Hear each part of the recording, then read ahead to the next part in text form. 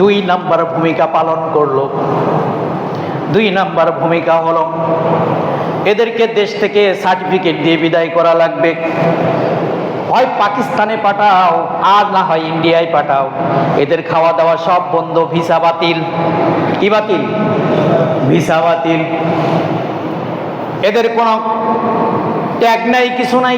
এদের একটাই উপবাদ, এই দেশের কল্যাণ কেন চাই, ইসলাম কেন প্রচার করতে চাই, রাষ্ট্র ধর্ম কেন ইসলাম চাই, একটাই অপরাধ। সুতরাং এদের উপাধি দেওয়া যায়, সেটার নাম হলো রাজাকার। ঠিক কিনা? একটা উপাধি তাদেরকে দেওয়া যায়, কারণ এদের কোনো আশা নাই, আকাঙ্ক্ষা নাই। এদের একটাই আশা, এরা খালি ইসলাম ইসলাম বলে। এই বাংলার জমিনে ইসলাম প্রতিষ্ঠা করার কথা বলে, এই মক্কার জমিনে ইসলাম প্রতিষ্ঠা করার কথা বলে। এদের একটাই কাজ, এদের ভিসা বাতিল করে দাও। কারণ এরা এই দেশের না। এরা কি না? এই দেশে না। কারণ আমরা মুক্তিযুদ্ধ করেছি, স্বাধীনতা এনেছি, আমরা এই দেশের, ওরা এই দেশের কেউ না। ওরা বিরোধিতা করেছে। তোমরা এখনো শিক্ষা নিতে পারো নাই। বিগত 17 বছর একটা চেতনায় বিক্রি করেছে। চেতনার নাম ছিল কি? স্বাধীনতার চেতনা। চেতনার নাম কি ছিল? স্বাধীনতার চেতনা। আর এই স্বাধীনতার চেতনা শুনতে শুনতে জাতি ক্লান্ত হয়ে গেছে। একটা শব্দই শুধু ইউজ করেছিল, এই স্বাধীনতার সংশ্লিষ্ট শব্দ, নাম হচ্ছে রাজাকার। কথা ঠিক কিনা? রাজাকার শব্দটা উচ্চারণ করাও সারা পলিসি কার?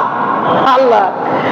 যে দাওয়া, যাদেরকে অপবাদ দিচ্ছিস, নিরপরাধ মানুষগুলারে ফাঁসির কাস্টে ঝুলাও, আলেমদেরকে জেলখানায় ঢুকাও, তারা তোরে শিক্ষা দিচ্ছি। যেই শব্দ দিয়ে তুই 17 বছর ক্ষমতায় ছিলি, ওই একটা শব্দ দিয়েই এ দেশ থেকে তারে বিতাড়িত করছে।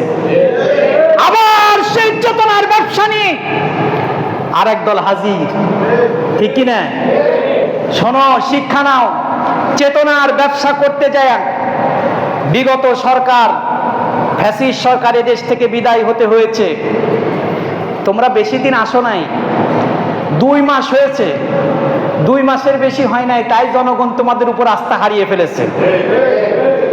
চেতনার ব্যবসার এই পথে যদি হাঁটো, ফজা পাগলার মতো লোকদেরকে যদি নিজের দলে রাখো, ইশরাকের মতো আবাল ফাবালরে যদি দেশে নিজের দলের ভিতরে রাখো, তাহলে বুঝে নাও এই দলকে, এই বিএনপিকে এই দেশ থেকে বিতাড়িত করার জন্য এরাই যথেষ্ট। দমন করো, এদের মুখে লাগাম দাও। এদের মুখে যদি লাগাম দিতে না পারো, তাহলে আরেকটা বিপ্লবের জন্য অপেক্ষা করো। লাগাম দিতে হবে এদের মুখে। লাগাম না দিতে পারলে আরেকটা বিপ্লবের জন্য অপেক্ষা করতে হবে। এ জাতি আর খারাপ কিছু দেখতে চায় না। এই জাতি চেতনার ব্যবসা দেখতে দেখতে ক্লান্ত হয়ে গেছে। বিগত 54 বছর ধরে সবাই চেতনার ব্যবসা করেছে। এদেশের মানুষের ভাগ্য নিয়ে কেউ চিন্তা করে নাই। এদেশের ভাগ্য নিয়ে কেউ চিন্তা করে নাই। এদেশের উন্নয়ন নিয়ে কেউ চিন্তা করে নাই।